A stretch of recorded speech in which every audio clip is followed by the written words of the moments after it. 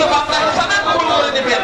এই জন্য আমরা অনুরোধ করব যেন আমরা দয়াল নবী সাল্লাল্লাহু আলাইহি ওয়াসাল্লামের আগমন আল্লাহ তাআলা আমাদের প্রধান বক্তার আগমন শুভেচ্ছা স্বাগতম, প্রধান বক্তার আগমন শুভেচ্ছা স্বাগতম, প্রধান বক্তার আগমন শুভেচ্ছা স্বাগতম। মাহফিলের পক্ষ থেকে লাল গোলাপ শুভেচ্ছা, ঈদে মিলাদুন নবীর মাহফিলের পক্ষ থেকে প্রধান বক্তার আগমন, প্রধান বক্তার আগমন।